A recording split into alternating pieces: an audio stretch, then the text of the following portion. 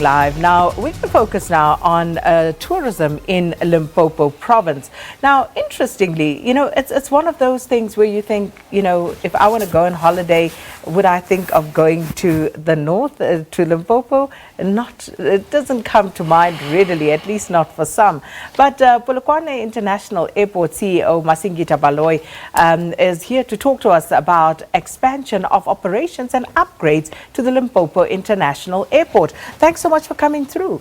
Thank you, Sakina. So Limpopo tourism has been doing exceptionally well and actually basically expanding its horizons in terms of attracting people to the province. But one of the means of getting there, of course, is by flying. If you consider someone coming from Cape Town and they'd want to get to the northernmost province of the country, how do they get there? They either take that long trek driving all the way up, or they can, of course, fly. And you are, of course, the CEO of the airports entity that was created Yes. to take care of the 56 airstrips and airports in Limpopo. Yes. Talk to us about this entity. It was set up in 1995. So what has it achieved to date? Okay, so far, the entity, what has happened is to get Polokwane International Airport up and running.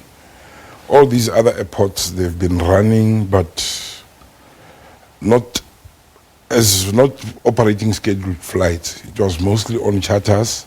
And then some of the airports, they've dilapidated, they've collapsed. Remember, they came from the previous government, the one that was existing during the apartheid era, where you have the PRM Pepu, you've got Kiane Airport, which were used by the chief ministers of the then time. So, but now, what we are trying to do now, we are trying to resuscitate all those airports so that they can feed into Polokwane International Airport. Because, as you have said earlier, the increase on tourism is putting us under pressure to at least provide some flights to the province. Because currently, even the current available flights, as expensive as they are and as limited as they are still full. They run full. So the focus with us is to increase capacity out of Joburg to Polokwane and then feed to the rest of the other towns within the province through Polokwane. How feasible is that, though? Well, it is feasible. It's doable.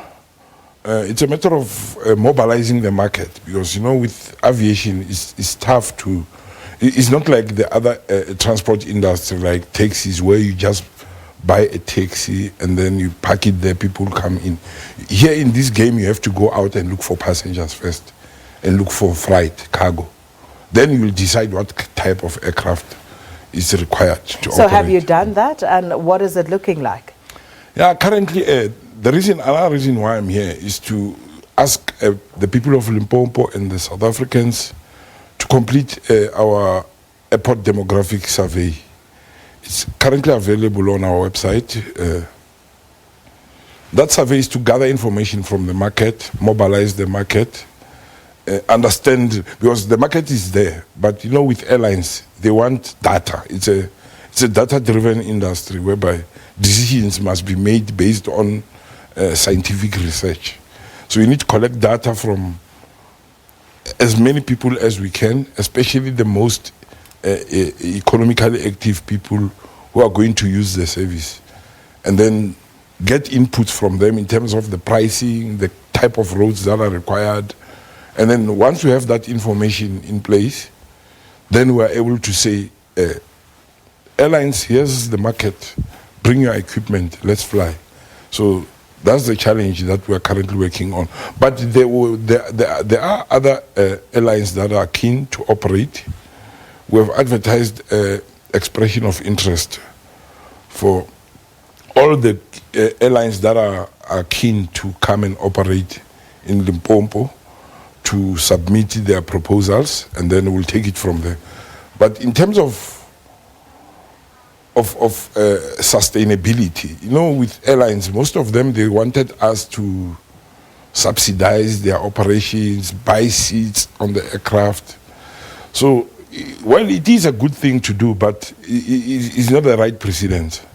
Because each and every person who wants to operate will want to be subsidized.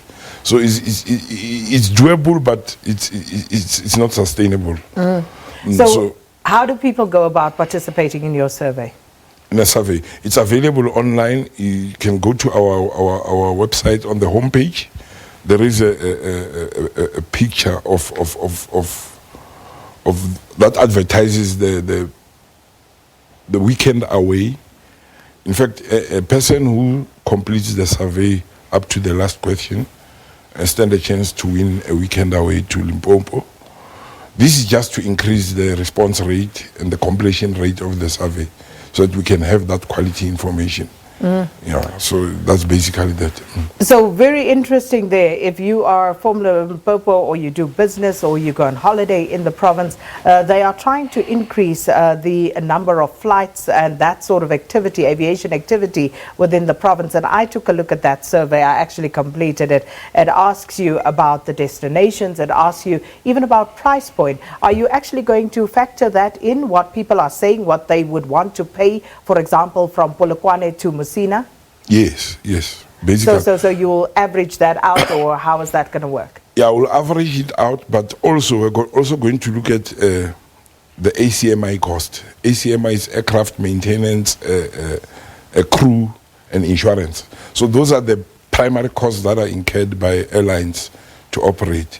So the break-even point will determine the pricing model, as to say, out of Polokwane, for instance, to Mosina, how much can we charge? What type of aircraft can we use? Because the airlines wants to break even as well. Okay. And within a short space of time. So that's basically that. And that's where you can go. You can go to the website there of the Gateway Airports Authority Limited and complete that survey where you can actually weigh in on where these flights will go, between which towns in Limpopo, and also what price point you think would be relevant for that. Thank you so much to the CEO of the Polokwane International Airport, Masingata Baloyi, on the expansion of operations and upgrades to Limpopo International Airport and other airstrips within that province. Let's take a break.